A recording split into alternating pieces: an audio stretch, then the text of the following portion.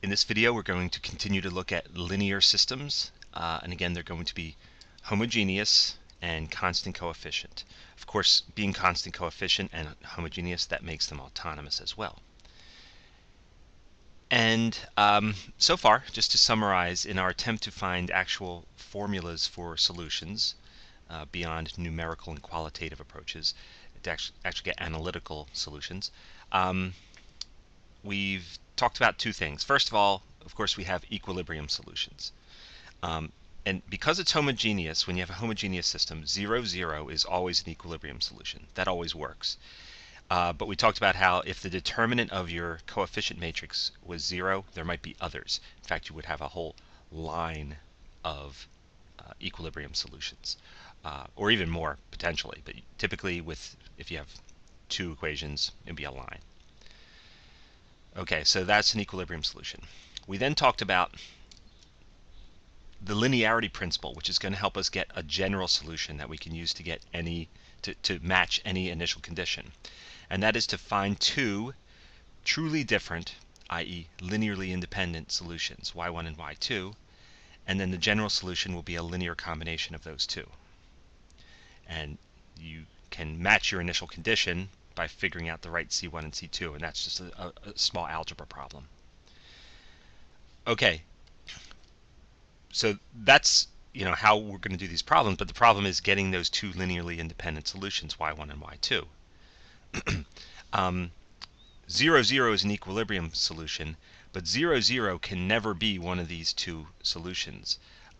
0, 0 is never linearly independent with any other solution. And the idea is if you put 0, 0 in for your y1, for example, that doesn't really help you because anything times 0, 0 is 0. That really isn't helping you get the two linearly independent solutions. So even though 0, 0 is a solution, it's not going to help us in the general solution. So we can't include that. Now, if you have other equilibrium solutions, they would work.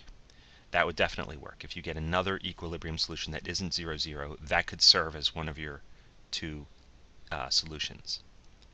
Okay, but we're not always guaranteed to have that. Most of the time the determinant of the matrix is not 0.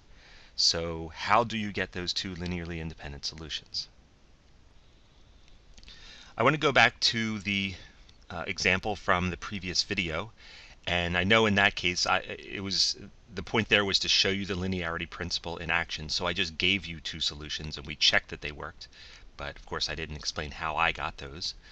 So now I want to talk about that. So what I want to do is look at the phase plane, the phase portrait of this system. I want to look at a direction field and I want to use our calculators for it. Okay, so I've brought up a TI-89 calculator. I've typed in the differential equations. I'm not putting in any initial conditions yet. Probably won't at all. Well, maybe I will. And then for my window, I'm just going to look at -3 to 3, -3 to 3. So just kind of a little local area around the origin. And here is the direction field. And that's fine. Now if I'm going to manually or sort of interactively put in an initial condition. So let's say at time 0 I'm here at -0.6 and 1.4. And what happens is we get this curve that goes out that way, and that's fine. And I can do this multiple times. I can pick another point, maybe over here, and it goes like that. Okay, but now I want to give you two specific ones, and these are going to be the important solutions. I'm going to put in 1 and 0. So right there.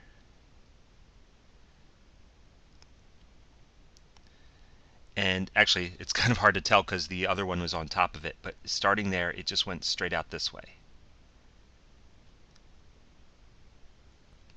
And fact, let me redo it. Let me clear this and redo it again.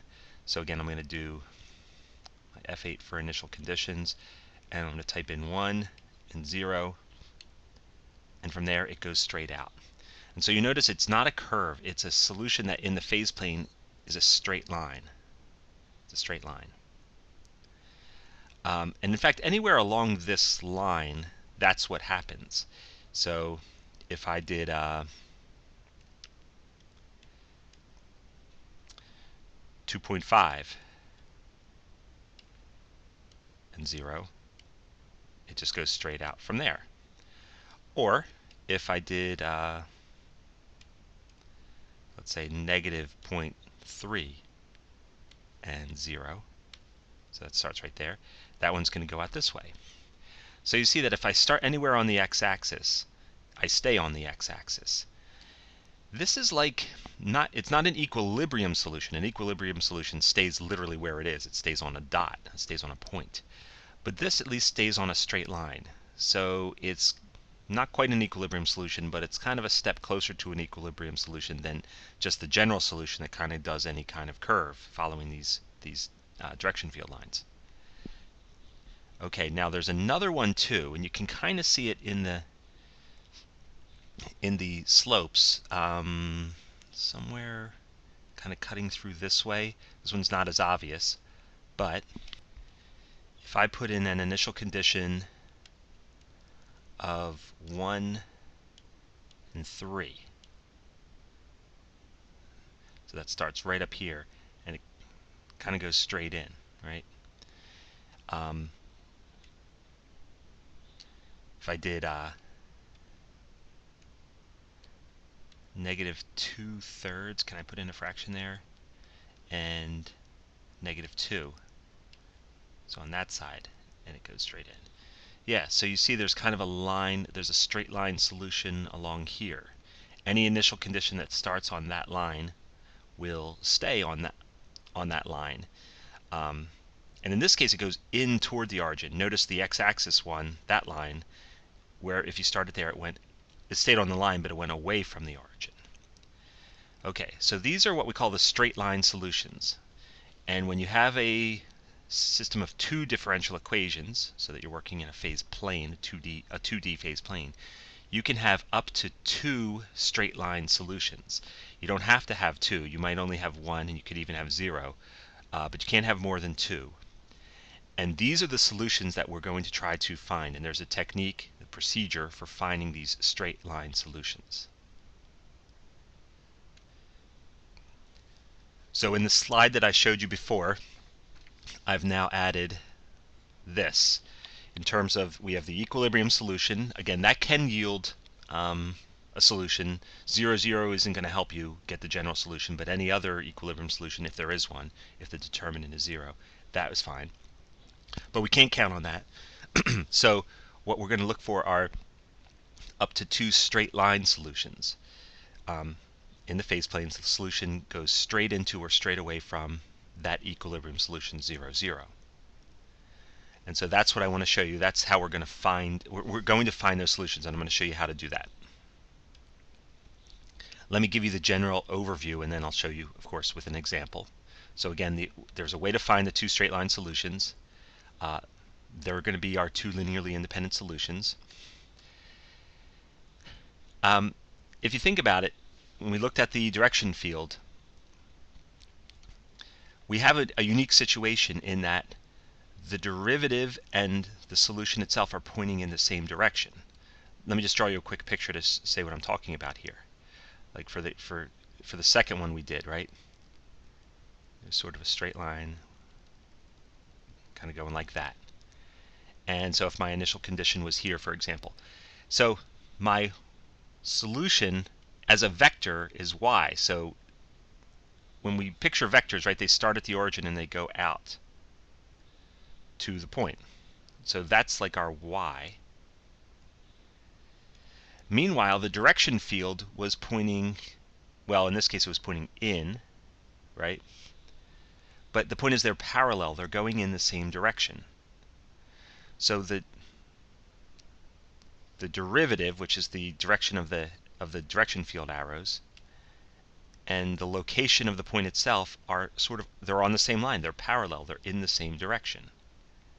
Right? That wouldn't happen if you were at some other point where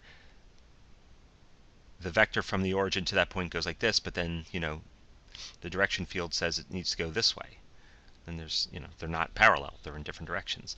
So these straight line solutions are characterized by the fact that the arrow from the origin to the point is parallel to which way it's going to go, which is the blue arrow. Okay, hope that made sense. But anyway, what that means is, in vectors, when two vectors point in the same direction, they are multiples of each other. So dy dt is a number times y. In the case I've drawn here, it would be a negative number, right, because they're going in exactly opposite directions, but that still is, a multiple. So dy dt is some number, which we're going to call lambda times y. But the differential equation, remember, when we write it in matrix form, is dy dt equals ay, the matrix times y. So on one hand, dy dt equals a number times y, and on the other hand, dy dt equals a matrix times y. So the matrix times y has to equal the number times y. And if you remember a little bit of linear algebra, this is exactly the definition of what we call an eigenvector. Okay, so the y is the eigenvector, and the number lambda is the eigenvalue for the matrix A. This equation, ay equals lambda y, is the definition of what an eigenvector and an eigenvalue are.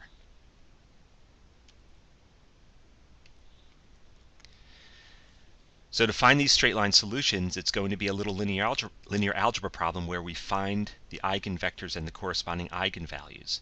And I'm going to remind you how to do that from linear algebra class. And what that will do for us is it'll identify the lines that the solutions are on, but what are the actual solutions in terms of functions of t? Well, it turns out then they will just be exponential functions. And just to briefly explain that, if we have dy dt equaling just a number times y, just rewrite that down here, right? Just think about what that is. That says dx dt, dy dt, little y dt, equals lambda times x and y. So dx dt equals lambda x,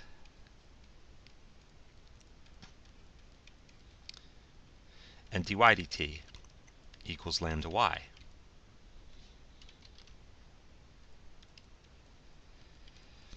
And this is still a system of differential equations, but they're not coupled anymore. They're totally separate. This is only x and this is only y. So they're just two individual, single differential equations. And not only that, but they're the simplest ones we know, right?